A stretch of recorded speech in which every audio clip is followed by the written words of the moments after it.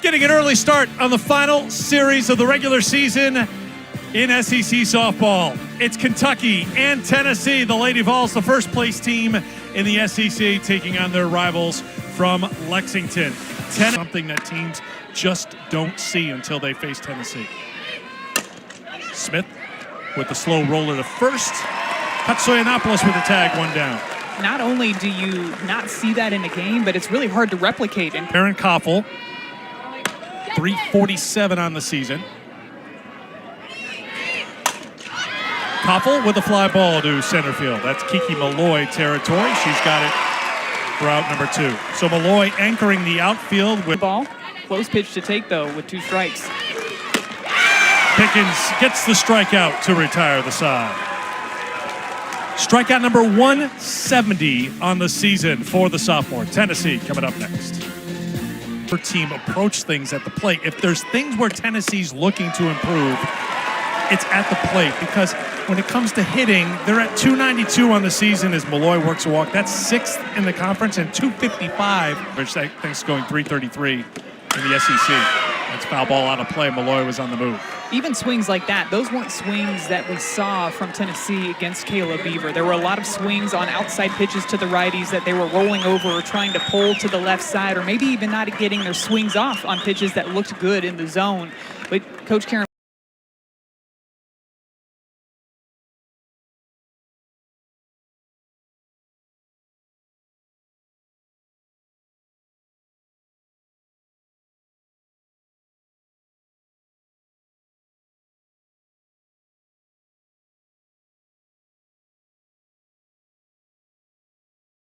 After further review, the ruling on the field is upheld. It's Tennessee's first challenge. Go ahead, Maddie, say it. No. Maddie, first of all, say. They see when the right-handed pitcher is actually releasing the ball. That misses. Back-to-back walks by Schoonover. And I would think someone like an All-American for Kiki Malloy knows down to that. You did say I was right eventually. In on the hands of Gibson, popped up on the right side. Marker Tobias has it, 2 down. Let's set the Kentucky defense with Tobias and Koffel up the middle. Borzarelli and Lorsing on the corners. Ability to manipulate, I think, that curveball in a variety of different locations. Swung on and missed, foul tipped into the glove of Hamilton, and that will retire the side, at least to share the regular season title.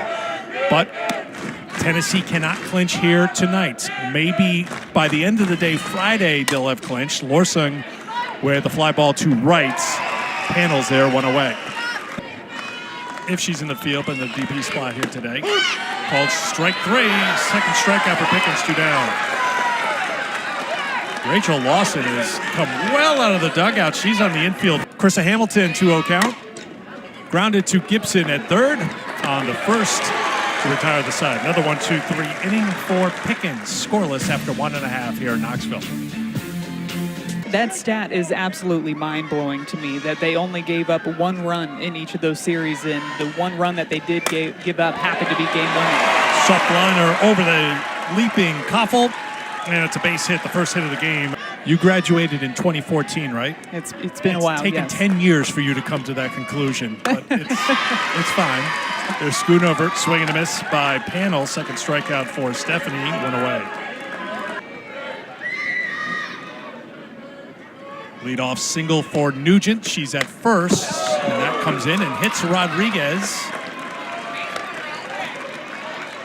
So I had assistance for math. Just wanted to know about the ball strike breakdown. 19 balls, 16 strikes so far for Schoonover, and it's ball 4, and the bases are loaded.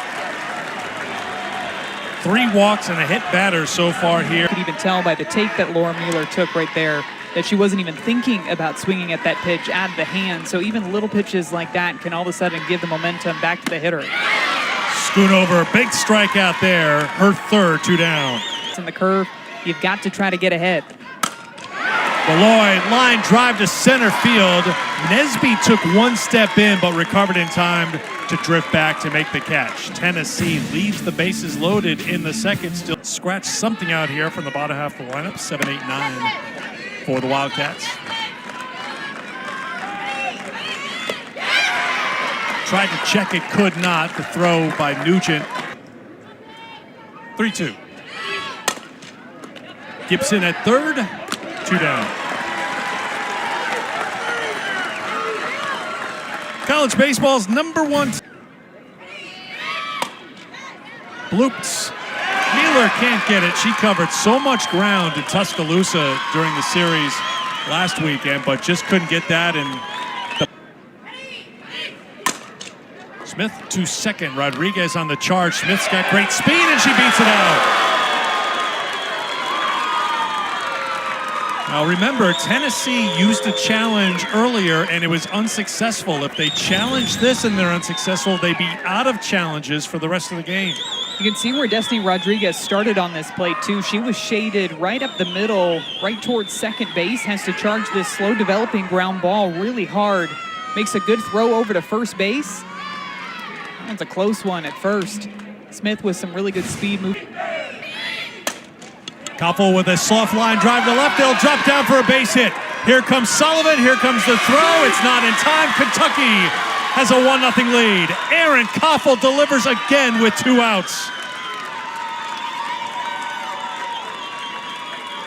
Pickens started off Koffel in this at-bat with a 63-mile-per-hour changeup, then goes to her high-velocity stuff. This is a screwball in on the hands of Koffel, but she has such quick hands up at the plate. She's able to turn on this one, muscle it out to left field, and I love the aggressiveness by Kentucky here. Go ahead and sending the runner from second base because you know you're not going to get a ton of opportunities with Carlin Pickens in the circle, and when Pickens with the 3-2. Bounces it up there, and the freshman works a walk, and the bases are loaded for Kentucky. the definition of a quality at-bat right there for Plotz. And Carlin Pickens gets a walk. Here's Grace Lorson, who flied out to right her first time. Lorson with a fly ball to Malloy in center field. And that will retire the side, but Kentucky takes the lead here at the College Station Annex. Ground ball to second base. Gainesville. 11th until now, just 167 against the curveball, and she's somebody that has great plate coverage up there too. Takes a walk. It was an 8-pitch at bat. Throw and throw and throw, and you very rarely see a dip in the velocity too. In on the hands, popped up on the infield. Borzarelli has it. 2 down. Really seeing her. The count to Nugent. Fly ball slicing to foul ground. Blanton is there to retire the side. It's a 1-0 lead for Rachel Lawson's team. We'll talk with the Kentucky head coach when we come back to Knoxville. In Knoxville tonight,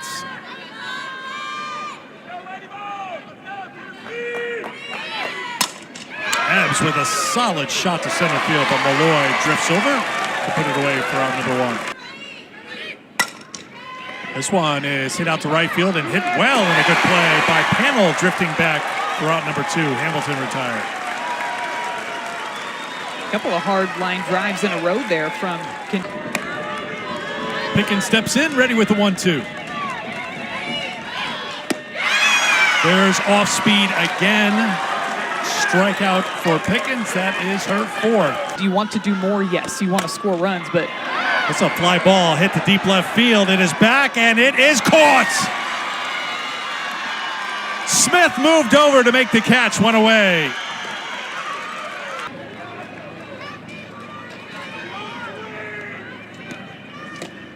And Rodriguez is hit by a pitch for the second time tonight. So a base runner on for Tennessee. here's trying to win a regular SEC title back-to-back years. Swing and a miss. Katsoyanopoulos down on strikes. 2 down. Again for both teams. Another walk issued by Schoonover. She walked Malloy and Pooney back-to-back in the first. She walked Katsoyanopoulos. Ball in play, try to make something happen. Line shot to left. Malloy delivers. Here comes the runner. The throw is cut off. The throw over to the third is not in time. Malloy takes second, and we're tied at 1. Whatever the conversation was, it worked. Tennessee ties it here in the fourth. Schoonover goes back again to the inside part of the plate. Look at how short and compact Kiki's swing is on that pitch up and inside.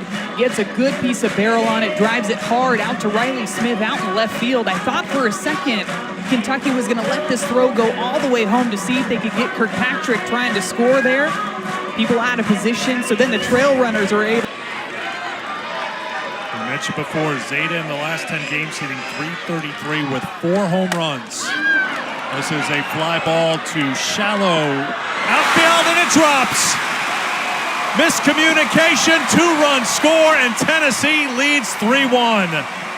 Tobias drifted back. Blanton and Nesby thought she had it. The communication when this ball is hit up in the air. Schoonover makes a nice pitch here. Rise ball up and in. Gets Booney to hit it where she wants it. You see all 3 of those players between Tobias, Blanton, and Nesby coming in on that fly ball, and it almost looked like each one of them thought the other one was calling it. A bit of indecision there. That ball drops out in right field, and 2 more that just to try to throw something different to McKenna Gibson. Booney can go with the pitch.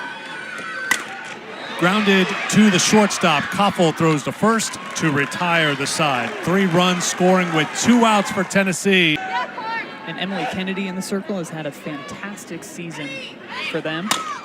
Slapped, knocked down by Mueller. Mueller throws, not in time. Blanton has a leadoff single for Kentucky here in the 5th. Rothrock did not pitch against Florida State last week in the Seminole win. This one is hit deep to left and well and deep and gone. Lauren Barzilari, her 6th of the season, her 2nd hit of the night, and Kentucky answers right back to tie it at 3.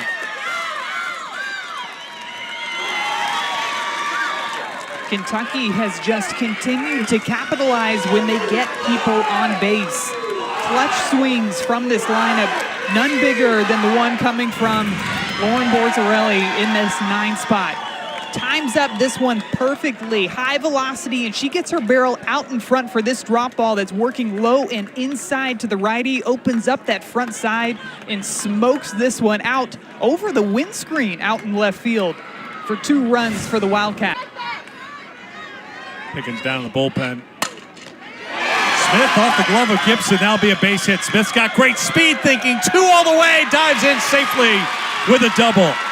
All energy, lots of fun, and delivering in the field. It was pretty incredible looking at the numbers that Erin Koppel was able to put up last season, even with being walked 64 times. Still able to hit 19 home runs, still able to drive in 55 RBI. Oh, we're keeping track of it. That's 100. Nesby struck out facing Pickens in the 1st. Puts it into play. They look for the force at 3rd and get it. 1 away. Lorsung with the bunts. Gottschall on the 1st. Koffel and Nesby move up 2 down. Yeah,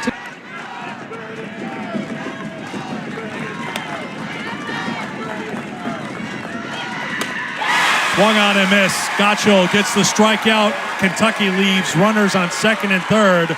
Tennessee scored 2 runs on in that inning. On the first pitch of the 5th inning, Riley West lifts one out of here.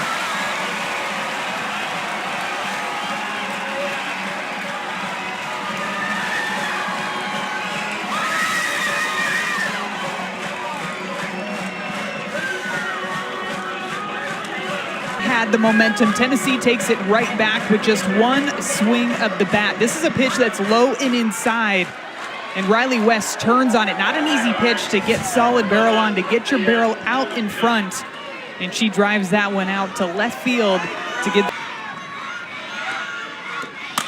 This one is hit to deep right center field. It is back. It is out of here.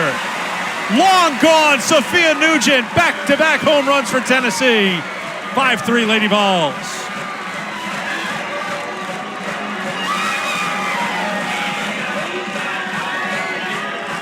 This is the type of offense that Tennessee is capable of producing every single game. So much power throughout this lineup, 1 through 9. This is a 2-strike pitch. It's a curveball outside to Sophia Nugent, and she hammers this thing out to right center field.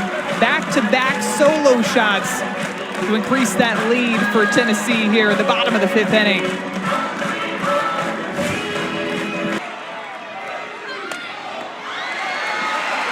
Panel lays down a bunt. It's a beauty.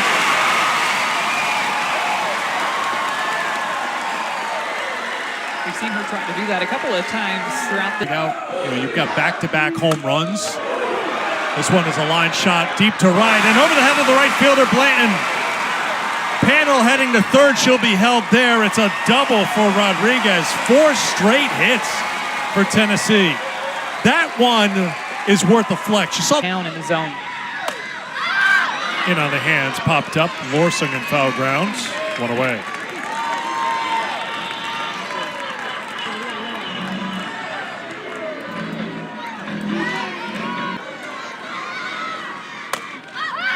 Another one in on the hands, popped up to Lorsing, 2 down. So a couple of soft pop-ups. Do they stick with it for a couple of games? Malloy with the fly ball. Koffel is under it, and that will retire the side. But back-to-back home runs, putting Tennessee in front. Not all, but most have gone to PitchCom and the watch, getting the electronic signal from the dugout. That's a called strike 3. Hamilton is retired. 1 away. Hit third in the lineup Sunday against South Carolina. Was 0 for 4 in the Carolina series. This popped up. Katsoyanopoulos takes control.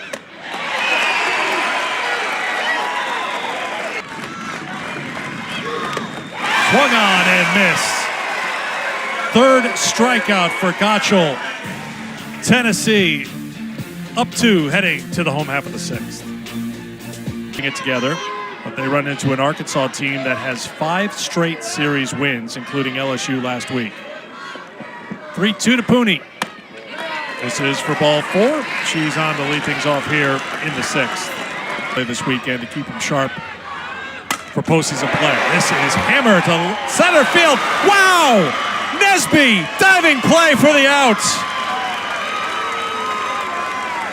Gibson robbed.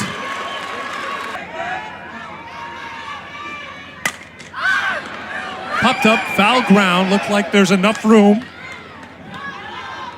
for the out as Borzarelli is retired. Extremely well to drive the ball the opposite way. Finding herself in a good 3-0 count here. 4-pitch walk, Nugent's aboard.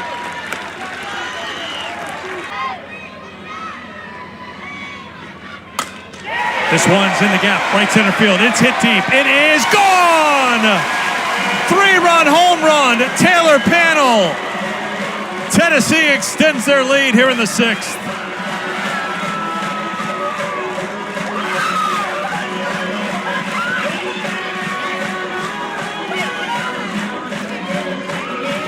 Another home run that's a product of Tennessee sticking with the game plan, getting into a good hitter's count and capitalizing on it.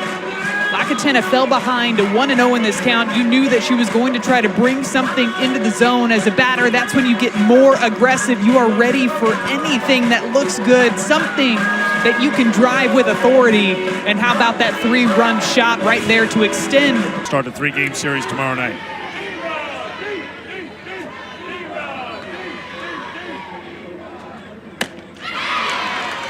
Lakatena gets Rodriguez swinging to retire the side.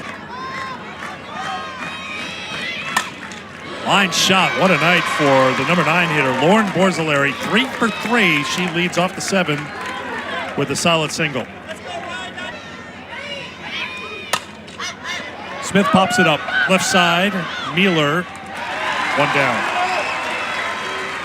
Nice job for Gottschall to bounce back immediately after giving up that base hit to Borzilleri.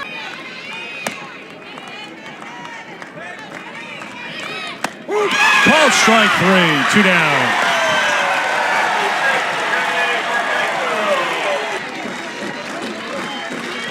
Gotchel steps back in, the 3-2. Grounded to second. Rodriguez with the flip, and that will do it.